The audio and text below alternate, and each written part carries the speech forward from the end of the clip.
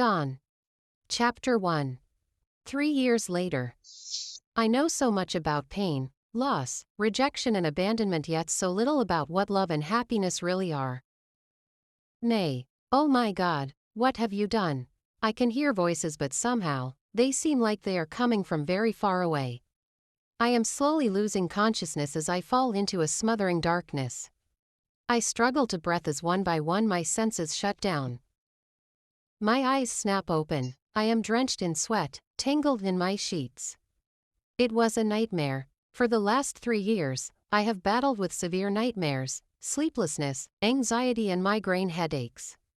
My therapist prescribed sleeping pills and something for my anxiety that I have been taking for a little while now. It doesn't seem to be helping much though. I should go back for a change of medicine. It's 4 a.m. at least, that's what the clock on my dresser says. I don't think I will be able to go back to sleep, and it's too early for me to start preparing for work, so I get out of bed and put on my running clothes. As I step outside, the cold hits my face. I plug in my headsets, stretch and begin my morning run. Running is my source of peace. It has the ability to take me away from everything else. I begun running, first slowly then faster and faster. I started running about 2 years ago. It was something that my therapist suggested. According to her, running makes my brain get a regular natural dose of feeling good, thereby helping in lessening my anxiety and lifting my depression. So, every time I wake up from a nightmare or with an anxiety attack, I run and it helps me feel better. It's 6 a.m. when I walk back into the house from my jog. I head straight into the bathroom and take a cold shower before heading out. On my way to the office, I pass through my favorite coffee shop. I order coffee, scones with whipped cream and marmalade.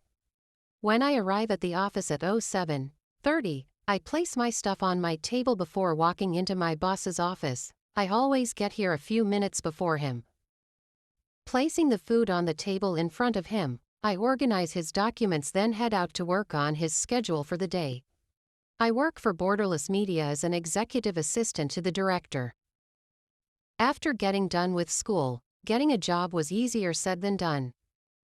No one wanted to hire a girl with a reputation like mine. I stayed for almost a year with no luck of finding a job until one night Kayla and I were catching up and I was filling her in on my frustrations of not being able to find a job when she told me there was a job opening at her father-in-law's company and that she would put in a good word for me. I had a job 3 weeks later. I started working as a clerical officer and 6 months later I was promoted to an executive assistant.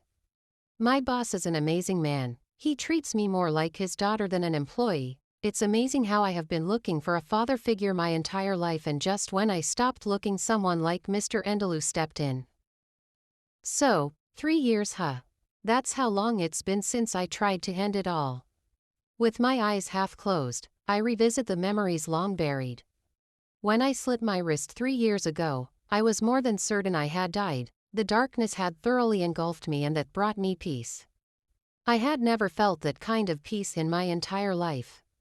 I didn't want to let it go. I wanted to give in and go to a place where there would be no more suffering and pain.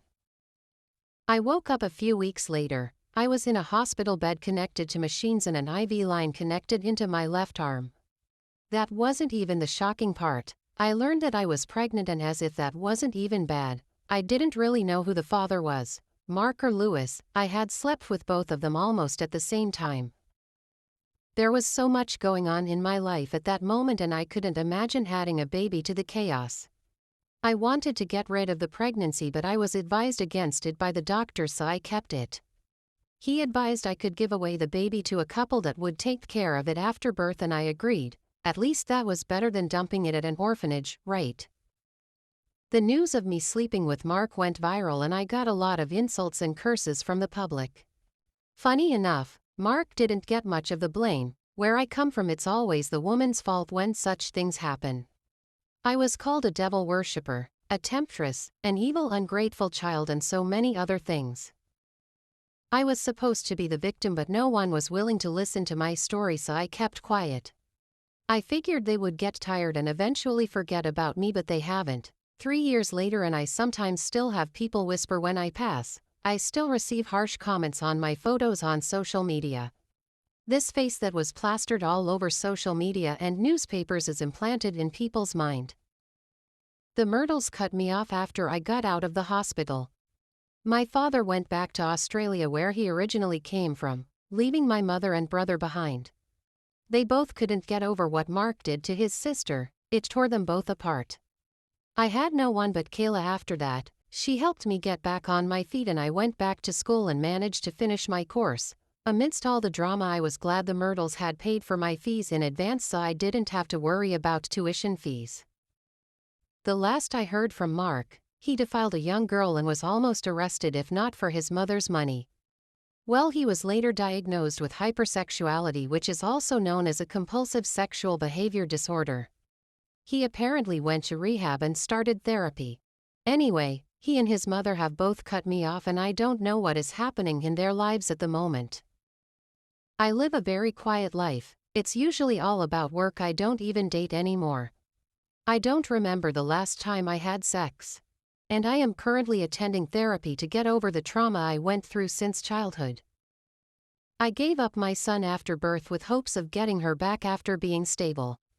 And now 3 years later, I want her back but I have no idea where to start from. The person who got her wanted to keep herself anonymous, so the only thing I have of my child at the moment is that one photo of her I got at birth. I have also started looking for my birth mother. All the pain I have endured and bitterness in my heart started with her. My therapist says, the pain will only go away if I visit the root of the problem. I know I am no different from my birth mother because I too left my child, but at least I gave her to someone that could give her a better future than I would.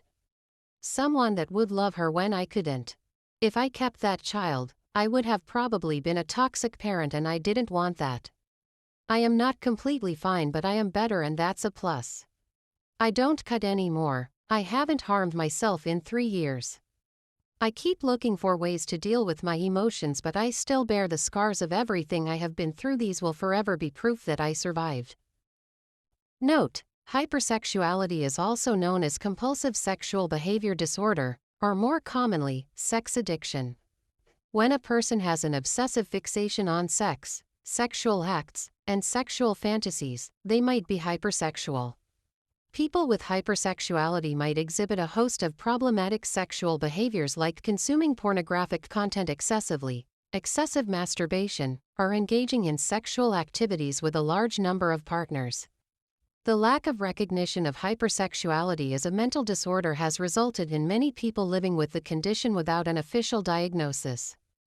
Hypersexuality looks different in every individual who has the condition. While one person might primarily struggle with controlling their sexual fantasies, another might struggle with controlling the urge to carry out certain sexual acts like masturbation, for instance. Excerpts from Very Well Mind. Elab. Your help.